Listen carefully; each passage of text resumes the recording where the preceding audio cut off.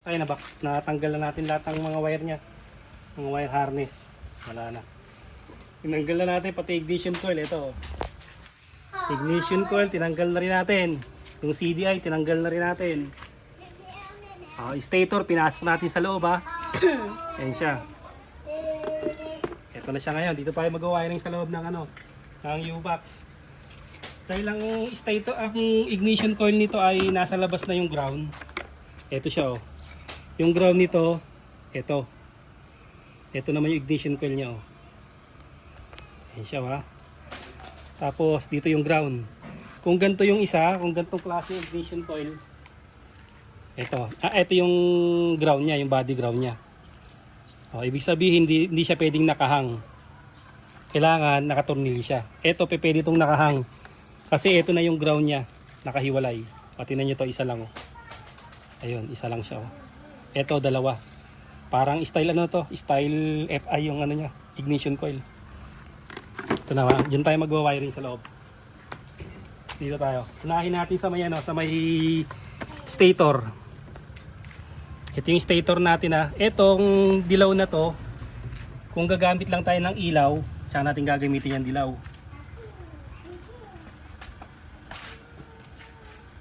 Dahil hindi pa naman natin lalagyan ng ilaw, putulin muna natin itong pang ilaw natin. Para hindi siya Tsaka itong charging natin. Wala naman tayong charge, walang battery at wala namang regulator rectifier. Ito na. Ito tayo sa mga stator ha.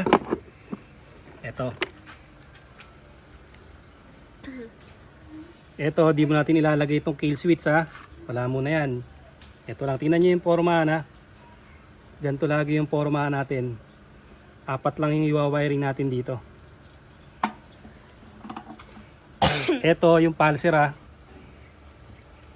Sa baba niyan, pulser ground. Ayan yung pulser, ito yung pulser ground sa baba. Tatandaan nyo lang yung kuntil ha. Yung kuntil lang ang tatandaan nyo dyan. Ito muna, unahin natin na pulser, saka pulser ground. Ang abot naman yung wire eh. Pulser sa taas ha. Pulser ground, ignition coil, primary coil. Ito siya ha. Ganyan yung forma na, pag ganyan yan. Ito yung kuntil. Pulser ground, ignition coil, primary coil. Unahin natin yung pulser, ilalagay natin sa black white o sa ibang kulay nito ay black yellow. Black yellow naman to sa ibang kulay ha.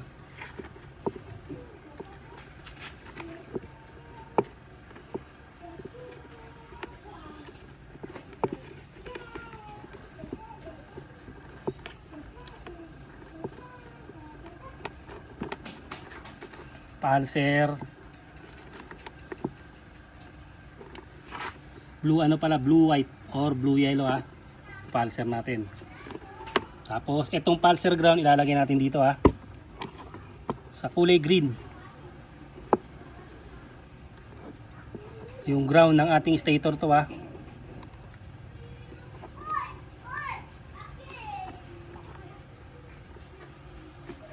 Pagkatapos niyan, may ilalagay pa tayo rito. Pagsasama-samahin natin na ito. Tingnan mo, tutok mo dito.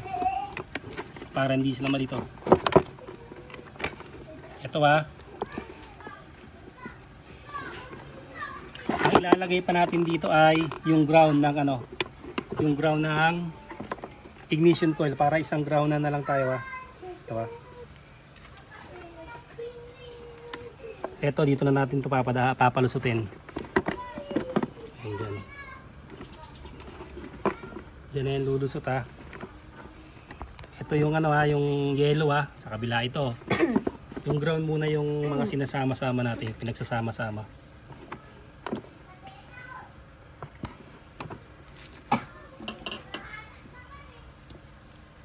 Hindi masyadong mahaba.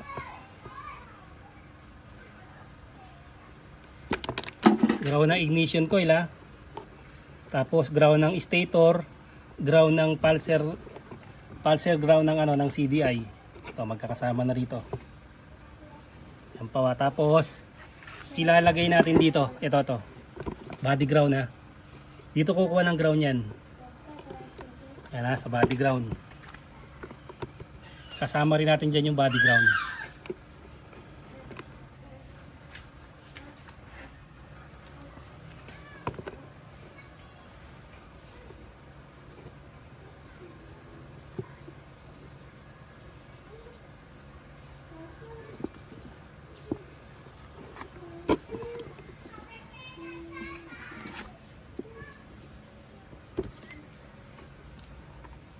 Para kumpleto na yung ating ground natin.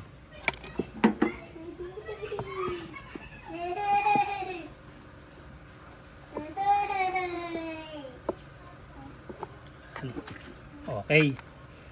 Ground na siya. Ito yung ano natin. Susunod naman natin sa stator para kumpleto na yung primary coil.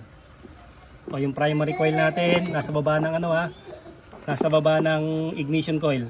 Ito yung ignition coil, primary coil sa baba. Tuloy muna natin itong natin. Kill switch. Lalagay natin itong itong primary coil sa baba ng ignition coil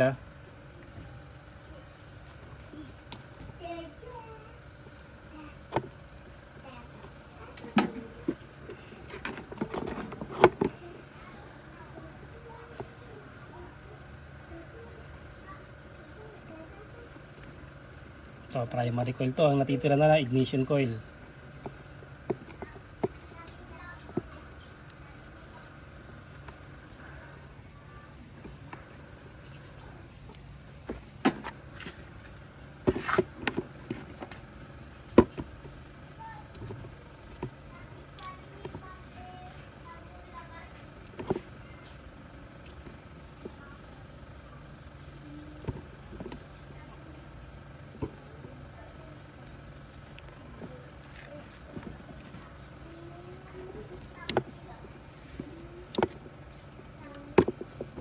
Makuna si ignition coil Yan.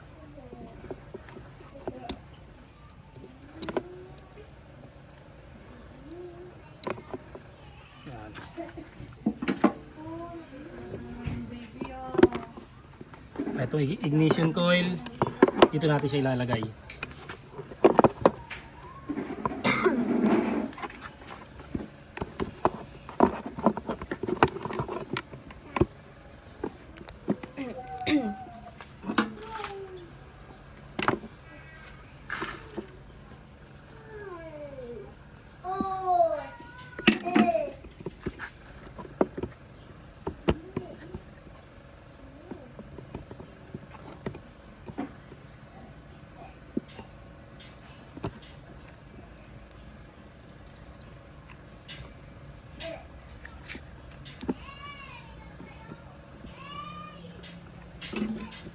Kasi ipapasok natin dito yan Duduktungan muna namin to ng wire at saka titaypan natin to. Ito sa kasaya nataypan na natin para masasaraduhan pa natin siya. Yung sa gilid kasi yung niyan. Tapos matuturnilyo pa natin doon. Safe na safe pa yung ating dyan. Mas maganda pa sana kung masasarado rin yung ating upuan. Yan. May tornilyo pa yung kasaya, buo pa yung tornilyo natin. Kaya safe yung ating CDI, pati ignition coil nandiyan na rin. Kaya ganyan ang pormahan yan Tapos dito, papalusin na lang natin siya. Dito natin papadahan sa ilalim.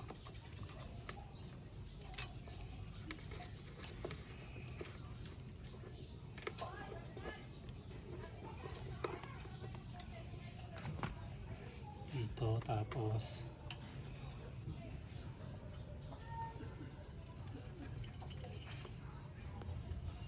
ito na lang, cable tie na lang natin. Ganito na lang.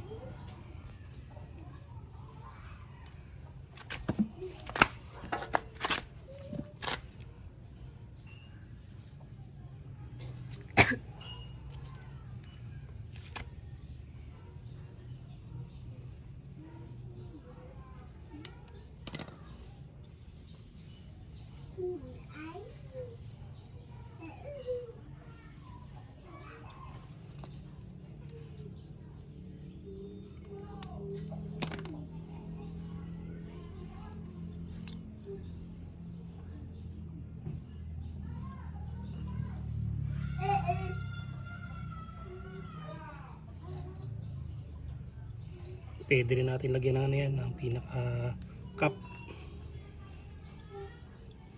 para mas ano, safe na safe.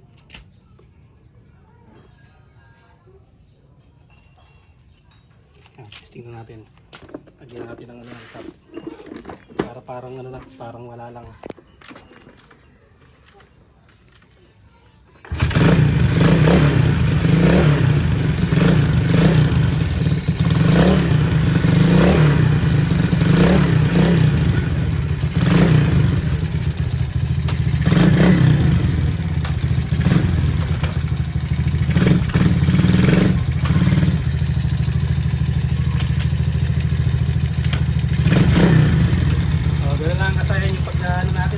Skeleton para wala nang nakalabas na wire, para isang wire lang yung nakalabas natin. Yan lang. So sa susunod na natin lalagyan ng, ng kill switch yan para safe na safe din sa loob. Tapos dito lang kill switch yan kasayan para ano na tagurin. Dito lang ang kill switch sa labas tsaka isa sa loob. Yung mga titusok lang, yung maliliit lang na ano na switch, ito kami natin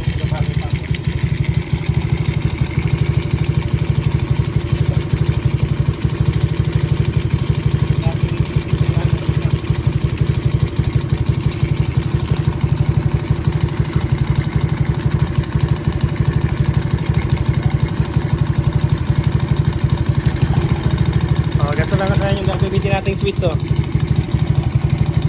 Isa sa loob dito, nakatago dito isa, at saka isa sa labas para pagpapatayin na natin pag maanoan lang tayo. Maliit lang siya kasayan. Pag tinusok yan, ito lang ang nakalitaw dyan, maliit lang. Double kill switch din para safe na safe pa rin. Walang nakalabas na wire kasayan, ikutan mo para makita nila, para magkaroon sila ng idea